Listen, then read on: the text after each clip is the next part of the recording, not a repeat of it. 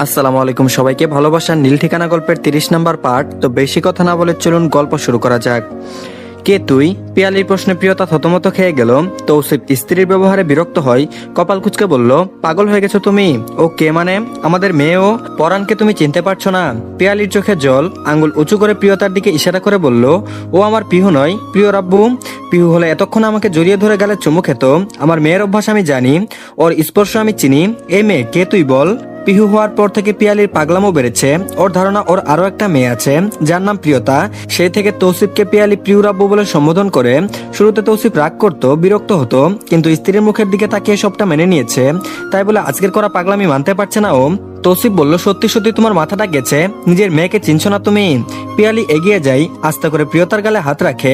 প্রিয়তা চোখ পিটপিট করে পিয়ালির মুখের দিকে তাকায়। পিয়ালির ঠোঁটের নিচে বাদামি রঙের তিল আছে, এমনকি একটি তিলও প্রিয়তার ঠোঁটের নিচেও আছে। কি আশ্চর্য মিল, তাই না? পিয়ালি বলল, নাম কি তোর? বাড়ি কোথায়? তোর মাকে? প্রিয়তা কি বলবে ভেবে পেল না। আয়াজের দিকে তাকাতেই আয়াজের পরিস্থিতি বুঝলো। এই মুহূর্তে সবার সামনে সত্যিটা চলে আসলে আয়াজের পক্ষে সামলানো দায়ী হয়ে পড়বে। ও পরিস্থিতি স্বাভাবিক করতে প্রিয়তাকে সরিয়ে নিয়ে বলল, আপনি ভুল ভাবছেন আন্টি, ও Pihu. Short time memory loss হয়, আপনাদের চিনতে পারছে না। ডক্টর বলেছে পিহু জলদি ঠিক হয়ে যাবে। আয়াজের কথায় পিয়ালির কিছু যায় আসলো না। ও প্রিয়তার হাত ধরে টেনে নিজের কাছে নিয়ে আসে, আদরে হাত বুলিয়ে দেয় প্রিয়তার পুরো মুখে। তারপর বলল, তুই আমার প্রিয় তাই না? এতদিন কোথায় ছিলি মা? জানিস তোকে আমি কত খুঁজেছি। মাকে কষ্ট দিতে বুঝি ভালো লাগে তোর? পিহু যে কোথায় চলে গেল, ওকে দেখলে অনেক খুশি হবে। প্রিয়তা ফেলফেল করে পিয়ালির দিকে তাকিয়ে আছে, যেন ঘুরের মধ্যে আছে। রাজিয়া ওর মা, অথচ পিয়ালিকে দেখে মনে হচ্ছে রাজিয়া অপেক্ষায় পিয়ালি বুঝি ওর সবচেয়ে বেশি আপন। পিয়ালির ছোঁয়ায় নিজেকে ছোট বাচ্চা মনে হচ্ছে প্রিয়তার।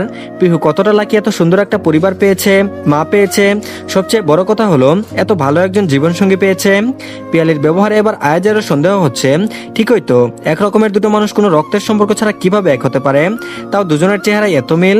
পিহুর হাতে পুরনো কিছু ফাইল পড়েছে, চান্দুলালের এখনো পর্যন্ত করা সকল কালো কারবারি আর মার্ডারের লিস্ট। এর মধ্যে একটা ফাইল খুলতেই ও চমকে গেছে। তখনই পেছন থেকে চান্দুলালের গম্ভীর গলার স্বর ভেসে আসে। তারপর বলল, সুন্দরী, এইখানে তোমার আসা ঠিক হয় নাই। সব রহস্য জানতে নাই। চান্দুর এই রহস্য যে জেনেছে তারা চান্দু বাঁচায় রাখেনি। পিহু একটুও ভয় পেল না, বরং কণ্ঠে তেজ ঢেলে ফাইল দেখিয়ে জিজ্ঞেস করলো, এসব কি? মাইনের বাবা মাকে তুই মেরেছিস কেন? চান্দু পিহুর হাত থেকে ফাইল ছু মেরে নিয়ে নেয়, অট্ট হাসি দিয়ে বলল, মাইনের বাপ পুলিশ অফিসার ছিল। শালার আমার কালো কারবারিতে শিকল পরাইবার চাইছিল, তাই গোষ্ঠী উদ্ধার করে ফালাইছি। শত্রুর পুলারে জিন্দা রাখছি কারণ ওর পুলারে দিয়ে ওর ইমানদারি রাস্তা বেইমানি করতে। শালার বহুত গর্ব কইরা কইছিল সৎ পথে থাইকা এক চুলো নড়বো না। এখন ওর পুলাই শহরের 1 নম্বর গুন্ডা। হা হা হা। পিহু দাঁতে দাঁত চেপে বলল, মায়ান জানলে তোকে আস্ত রাখবে না।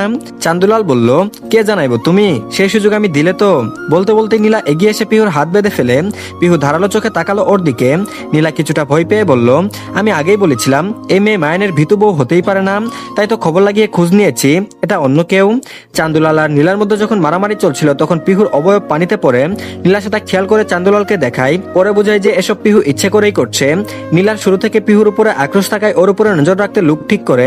সেই সূত্রে জানতে পারে পিহু প্রিয়তা নয়, মায়ানের কথায় চান্দুলালকে ফাঁসাতে এসেছে ও। বেশ, পরিণামে পিহু চান্দুলালের হাতে বন্দী হয়ে গেছে। তারপর বলল, এবার আমিও দেখবো তোর তেজ কোথা থেকে আসে। নীলা পিহুকে একটা ঘরে ফেলে রেখে চলে আসে, বাইরে থেকে দরজা বন্ধ করে দেয়। পিহু মাটিতে লেপটে বসে রয়, বড্ড বোকামি হয়ে গেল। হিডেন ক্যামেরাও সঙ্গে নিয়ে আসেনি, তাহলে মায়ানকে এত বড় সত্যিটা জানানো যেত। আর এদিকে মায়ের রাগে ফেটে পড়েছে, হাতের কাছে যা পাচ্ছে ভেঙে চুরমার করে ফেলছে। সোফায় লাথি মেরে দূরে সরিয়ে চিল্লিয়ে বলল, শালির ঘরের শালি, কতবার বলেছি যেখানে যাবি ক্যামেরার সঙ্গে নিয়ে যাবি। আল্লাহ মালুম এখন কোন বিপদে আছে। এতক্ষণ হয়ে গেল কোনো খোঁজ নেই। শালার আজকে বউ হলে মেরে পুঁতে ফেলতাম, অবাধ্য মেয়ে মানুষ কোথাকার। দ্রুত পকেট থেকে ফোন বের করে মফিজকে কল দেয়। তারপর বলল, এই মফিজ, আমার শালি কোথায়? ফোন বন্ধ দেখায় কেন? মফিজ একটু চিন্তিত হয়ে বলল, জানি না ভাই, আমিও ম্যাডামকে খুঁজতেছি। চান্দুলালের হাবভাবও ভালো ঠেকতেছে না, আমার এখন চিন্তা হইতেছে। মায়ান বলল, আমি আসছি, অনেক হয়েছে, এবার যা হবে সামনাসামনি। মফিজ বলল, তাইলে কি সত্যিটা এবার সামনে আইবো ভাই? মায়ান বলল, উপায় তো নেই। মফিজ দীর্ঘশ্বাস ফেললো, যা হবার সেটা হবেই, আর আটকানো বৃথার চেষ্টা করে লাভ হবে না। মফিজের সাথে কথা বলে মায়ান তৈরি হয়ে নিল, আজকে চান্দুলালের মুখোমুখি হবে ও। তার আগে কয়েকজনকে কল করে প্রস্তুত হতে বলল, কোনোভাবেই যেন চান্দুলাল বেঁচে ফিরতে না পারে তার সমস্ত ব্যবস্থা করে ফেললো মায়ান। নীলা একটু পরে গিয়ে পিহুর রুমে আসে, হাতে কেরোসিনের বড় বোতল। পিহুকে দেখে শয়তানি হেসে বলল, বলল, তুই আমাকে পানিতে চুবিয়েছিলি, আমি না হয় তোকে আগুনে ঝলসে দিলাম। Happy journey dear. নীলা পিহুর চারিদিকে কেরোসিন দিয়ে গোলক তৈরি করলো, পাশে একটা জ্বলন্ত মোমবাতি রেখে উপহাস করে বলল, চল তোর ভাগ্য পরীক্ষা করা যাক, আমি তোকে পুড়িয়ে মারবো না, তোর ভাগ্য তোকে পুড়িয়ে মারবে। এই মোমবাতি যদি এখানে জ্বলে নিঃশেষ হয়ে যায় তাহলে তুই বেঁচে গেলি, আর যদি এটা পরে গিয়ে কেরোসিনের সংস্পর্শে আসে তাহলে তুই পুরো ছাই হয়ে যাবি। পিহু মুচকে হাসলো শুধু, তা দেখে নীলার পিত্তি জ্বলে উঠলো। পিহুকে মারতে তেরে আসলে পিহু পাল্টা আক্রমণ করে বসে, পায়ে লাথি মেরে ফেলে দিয়ে নীলার গায়ে আগুন লেগে যায়। পিহু তাচ্ছিল্য করে বলল, মরণ তো আমার আগে তোরও এলো রে পরাণের রমণী, আজ তো কাল নাগিনি, যা নিজেকে বাঁচা। নীলা আতঙ্কে দৌড়ে বাইরে বেরিয়ে আসে। বাইরে এসেই দাপাদাপি শুরু হয়ে গেছে। পিহু ওর চিৎকার দেখে প্রাণখোলা হাসি দেয়। নীলার ধাক্কায় মোমবাতিটা পড়ে গেছে। এই মুহূর্তে পিহুর চারিদিকে দাউ দাউ করে আগুন জ্বলছে। পিহু আগুনের আছে হাতের বাঁধন খুলে ফেলে, কিন্তু পালানোর মতো পরিস্থিতি নেই এখন। পাশেই পিহুর ফোনটা অনাদরে পড়ে আছে। নীলার সঙ্গে ধস্তাধস্তি হওয়ার সময় পরে গিয়ে বন্ধ হয়ে গিয়েছিল। ও ফোনটা অন করে মায়নের অনেকগুলো মিস কল দেখেও কল করে। পিহুর কল পেয়ে মায়ন অধৈর্য হয়ে কল রিসিভ করলো। ধমকে বলল, সমস্যা কি তোমার, ফোন বন্ধ কেন? পিহু বলল, শুনো, তুমি তো দেখছি শান্তিতে মরতেও দেবে না। মায়ন চমকে উঠে জিজ্ঞেস করলো, কোথায় আছো তুমি? পিহু বলল, আপাতত তোমার এক্স আমাকে আগুনের পোড়ানোর মতো সমস্ত ব্যবস্থা করে গেছে, আগুনে বারবিকিউ হচ্ছে আমি। শুনো, আগুনে পুরো আমার চামড়া ঝলসে যাবে, বিচ্ছিরি দেখাবে। মরার পরে যখন সাংবাদিক ছবি তুলতে আসবে ওদের বলে দেবে বিউটি ক্যামেরা নয়তো স্ন্যাপচ্যাট ব্যবহার করতে। যত যাই হোক, খবরের পাতায় ছবি খারাপ হওয়া যাবে না। মায়ান বিরক্ত হলো, শাসিয়ে বলল, ভালো হবে না তুমি এই পরিস্থিতিতে এইসব ভাবছ? পিহু বলল, মেয়ে হলে আমার অবস্থা বুঝতে। মায়ান বলল, আমি আসছি, ততক্ষণ পর্যন্ত নিজেকে বাঁচিয়ে রেখো। পিহু বলল, শোনো। মায়ান বলল, বলো। পিহু বলল, তোমার ফোনে কিছু ছবি পাঠিয়েছি, দেখে নিও, এখন রাখছি, যদি মরে যায় তার আগে কারোর সাথে পুরনো হিসেব মিটিয়ে নেই। মায়ান বলল, কার কথা বলছো? পিহু জবাব দিল না। কল কেটে আয়াজকে কল করে কয়েকবার রিং হলো, তারপর আয়াজ কল রিসিভ করে বলল, কে? পিহু বলল, পরাণের স্বামী, কেমন আছো? আমি নেই জন্য কি আমার কণ্ঠ ভুলে গেলে? আয়াজের বুকের ভেতর ধক করে উঠলো, ভয়ের তো গলায় ডেকে ওঠে, পিহু কোথায় আছো তুমি? পিহু বলল, আপাতত মৃত্যুসজ্জায় আছি।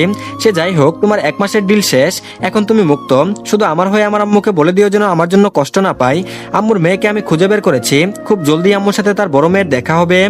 আয়াজ বলল, পিহু ওয়েট এ মিনিট, কি বলছো তুমি? মাথাটা পুরোটাই গেছে, কোথায় আছো বলো আমায়। পিহু বলল, গুড বাই পরাণের স্বামী। মায়ের চোখ ফোনের স্ক্রিনে পিহু ওর বাবা মায়ের ফাইলটার ছবি ওকে পাঠিয়েছে, যেখানে ওর মা বাবার মৃত্যুর তারিখ দেওয়া আছে, মৃত্যুর কারণ গুলিবিদ্ধ হয়ে মারা যাওয়া। চান্দুলাল বড় নৃশংসভাবে মেরে ফেলেছে ওদের। একটু পরে গিয়ে পিহু ফোন থেকে একটা অডিও কল এলো। ওপেন করতেই চান্দুলাল কিভাবে ওর বাবা মাকে মেরেছে সেসব কথা জানতে পারে। মায়ের চোখে জ্বলন্ত অঙ্গার হয়ে আছে। আজকে চান্দুলালের শেষ দিন। ওর বাবা মার খুনিকে ধরার জন্যই তো মায়ের এত দূর আসা, এত লুকোচুরি, ছলনায় আশ্রয় নেওয়া। চারিদিকে ধোঁয়া আর আগুনের তীব্র আঁচ, নাক মুখে ধোঁয়া ঢুকে যায়। পিহু দম নিতে পারছে না, উনানাকে চাপা দিতেই কাশছে শুধু। মায়ের হাওয়ার বেগে গাড়ি চালিয়ে চান্দুলালের বাড়িতে আসে।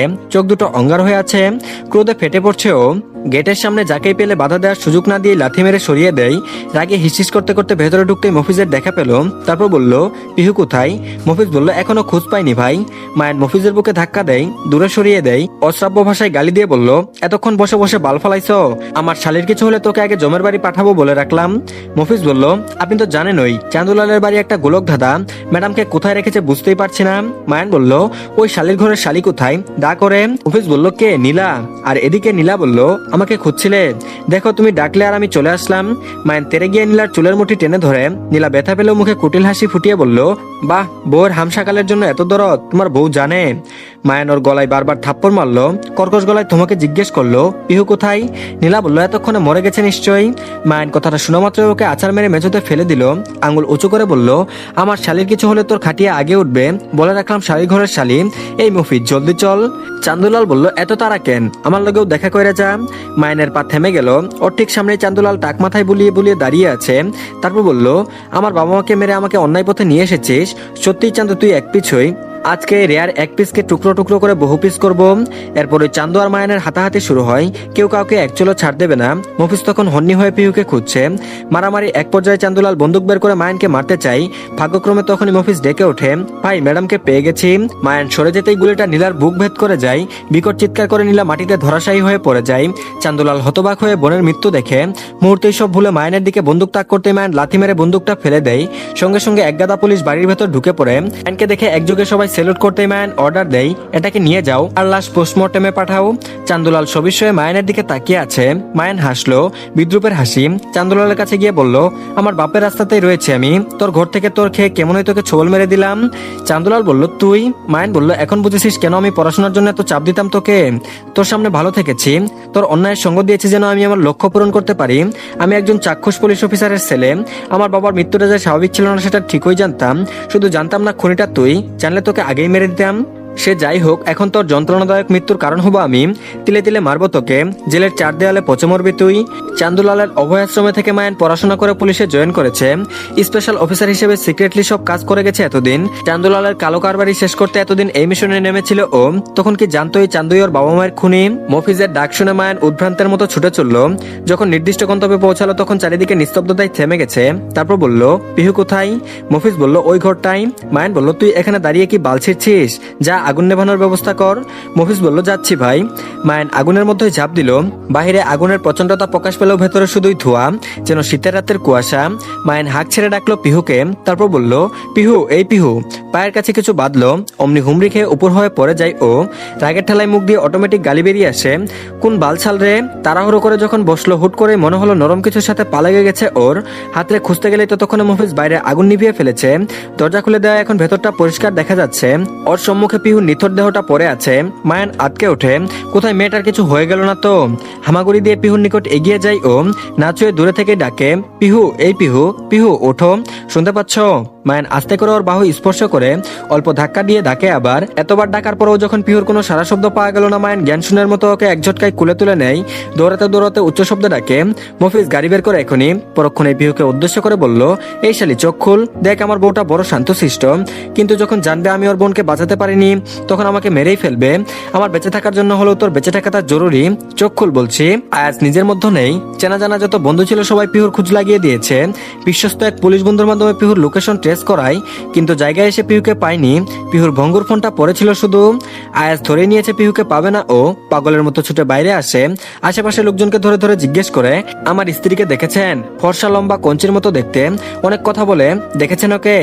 আয়াজ পিহুর একটা ছবিও দেখায়। মায়ানের সহকারী পুলিশ অফিসার ছিল ওইখানে। পিহুকে দেখা মাত্রই চিনে ফেলে। মায়ানকে কল করলে মায়ান আয়াজকে হসপিটালে নিয়ে আসতে বলল। তারপর বলল, স্যার প্লিজ আমার সঙ্গে চলুন, ম্যাম এখন হসপিটালে আছে। মায়ান বলল, হসপিটাল? কি হয়েছে পিহুর? অফিসার বলল, আপনি চলুন, এখনই এত ভয় পাবেন না। আয়াজ অধৈর্য হয়ে অফিসারের সাথে রওনা হয়। বুকের ভেতর ভয় বাসা বেঁধেছে। ভয়ঙ্কর এক অনুভূতি মনের মধ্যে দোলা দিয়ে যাচ্ছে আয়াজের। তো ধন্যবাদ সবাইকে। এই পার্টটি এই পর্যন্তই, পরবর্তী পার্টও দিয়ে দেওয়া হয়েছে। সবাই আগে চ্যানেলটিকে সাবস্ক্রাইব করে দিন আর ভিডিওতে অবশ্যই লাইক দিন। তো ভালো থাকবেন সবাই, আল্লাহ হাফেজ।